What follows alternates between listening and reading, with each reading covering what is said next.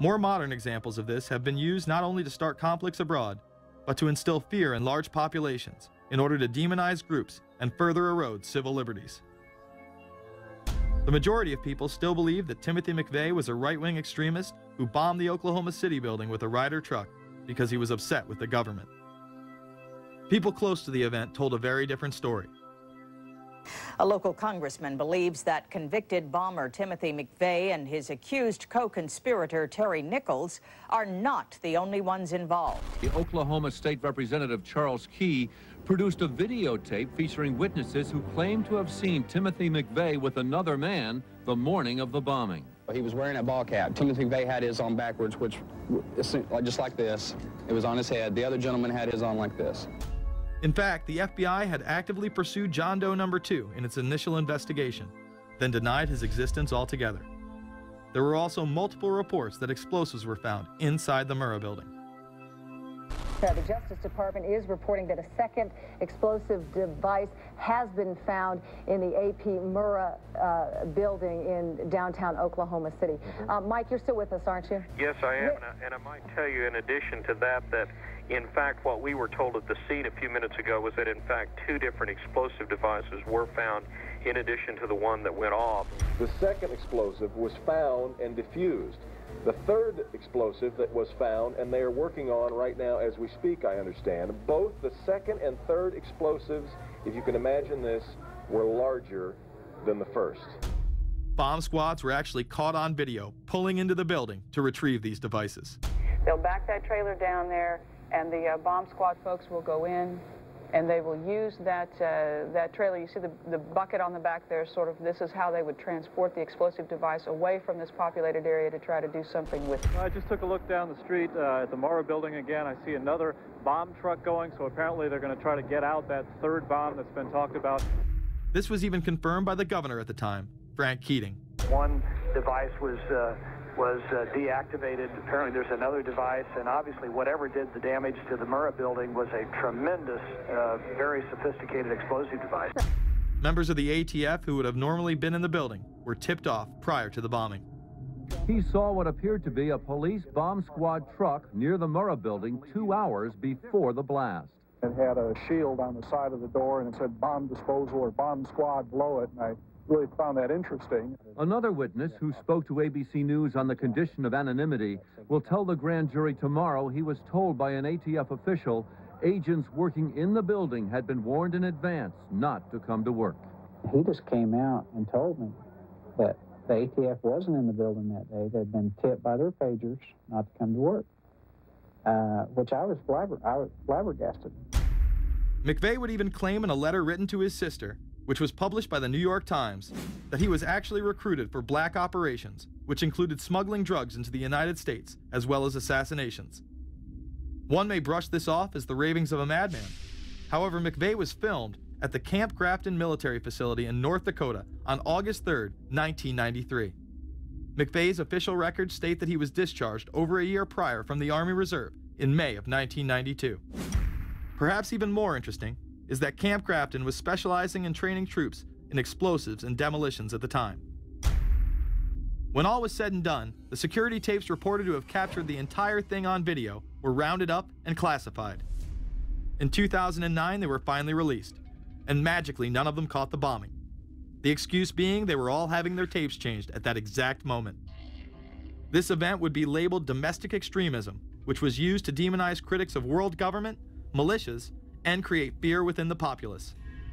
Muslim extremism seemed to show its ugly face in then unprecedented fashion on February 26, 1993. A truck bomb had gone off in the parking area of the World Trade Center. Luckily, the bombers failed to follow instructions and parked the truck carrying the explosives against the main support column. What is not discussed, however, is the bomb was actually built by an FBI informant under the supervision of the FBI. Ahmed Salam, a former Egyptian army officer who had been doing undercover work for the FBI, was the man who actually built the bomb. When he was told that he would have to use real bomb-making material instead of harmless substitutes, he became suspicious and began taping his conversations with FBI officials. Last winter, the FBI was praised for its speed in cracking the case of the World Trade Center bombing and bringing 4 suspects to trial. Now, there is some evidence that the FBI may have known of the plot in advance through an informant and might even have stopped the bombing that killed 6 people. Notice the media emphasizes that they might have been able to stop it. They then gloss over the fact that the bomb was built by their agent under FBI supervision in conjunction with the district attorney. FBI agents might have been able to prevent last February's deadly explosion at New York's World Trade Center. They discussed secretly substituting harmless powder for the explosives, but they didn't, according to the FBI's own informant, Imad Salem. Unbeknownst to the FBI at the time, Salem recorded many of his conversations with his handlers. The actual recording where Salem discusses this with his FBI handler, John Antisev, was released years after the trial. You got paid regularly for good information. I mean, the expenses were a little bit out of the ordinary, and it was really questioned. Don't tell Nancy I told you this. Well, I have to tell her, of course. Well, then if you have to, you have to. Yeah, because, I mean, the lady was being honest, and I was being honest, and everything was submitted with receipts. Yeah. And now it's questionable. It's not questionable. It's like a little out of ordinary. Okay. You know. All right. I don't think it was. If that's what you think, guys, fine. But I don't think that, because we was start already building the bomb, which is went off in the World Trade Center. It was built by supervision from the Bureau and the DA, and we was all informed about it, and we know that the bomb start to be built. By who? By your confidential informant. What a wonderful, great case. Following the convictions of the Muslims who were too inept to make their own bomb and park the vehicle in the proper area, Salem was pulled into the FBI's Witness Protection Program, where he has never been heard from again. Prior to the largest and most devastating terrorist attack on U.S. soil, the United States was poised as the first truly global superpower. Brzezinski would muse in 1997 that geostrategic success would represent a fitting legacy of America's role as the first, only, and last truly global superpower, and that the only way to mobilize Americans was a truly massive and widely perceived direct external threat. In September of 2000, a neoconservative think tank called the Project for a New American Century echoed Brzezinski's statements, saying the United States is the world's only superpower, combining preeminent military power, global technological leadership, and the world's largest economy. An engine for New World Order ideals, members of PNAC included Dick Cheney, Donald Rumsfeld, Jeb Bush, Scooter Libby, William Kristol, and Paul Wolfowitz. Describing the difficulty in projecting force, they write the process of transformation is likely to be a long one, absent some catastrophic and catalyzing event, like a new Pearl Harbor. This takes us full circle to the September 11th attacks of 2001. In my previous film, Fabled Enemies, I expose in great detail the Saudi Arabian, Pakistani, and Israeli connections in conjunction with this international intelligence operation. In the early 1980s, bin Laden worked with operatives from U.S. intelligence, the Pakistani military, and Arab states. They ran a wide-ranging covert network that recruited and financed Muslim fighters to battle the Soviet army. The hijackers that were trained at U.S. military installations and protected by the FBI and CIA. The military exercises leading up to 9/11, and those that took place as the attacks occurred. Open line. Command, Sergeant Richmond. Sergeant Richmond, Sergeant Light from Cheyenne Mountain Test Control. How are you? I'm doing fine. Okay, I need you to terminate all exercise inputs coming to Cheyenne Mountain at this time. Copy. And stay on loop until I verify that you connectivity is disconnected on the exercise side only. Okay, no, do not do any more inputs on the exercise side and stand by. I got Cheyenne Mountain on the line. Terminating all exercise inputs. So, over, in case you didn't know, this exercise. Oh, yeah. The Black Ops program, Able Danger, and the shadow government involvement. This morning we learned that the Vice President wasn't the only one sent to an undisclosed location on September 11th, that an entire backup government was and is still there and may be there for as long as anyone now at least can imagine. As well as much, much more. The government has lied about 9/11 repeatedly and used it to dominate the Middle East, while creating an evolving police state here, encroaching on civil liberties at home. And of course, building a new world order. There is a chance for the President of the United States to use this disaster to carry out what his father, a phrase his father used, I think, only once, and hasn't been used since, and that is a new world order. We know now that September 11th of 2001 was the beginning of what we might call a new world order. The new world order that this president's father talked about with such great enthusiasm seems to be high on the agenda of this administration. Under the second Bush administration, massive amounts of civil liberties were openly and brazenly taken away following 9/11. The passage of the Patriot Acts, the Military Commissions Act, and other horrifying anti-constitutional legislation was enabled by the incredible amount of fear generated by the media, all in the name of keeping us safe here at home.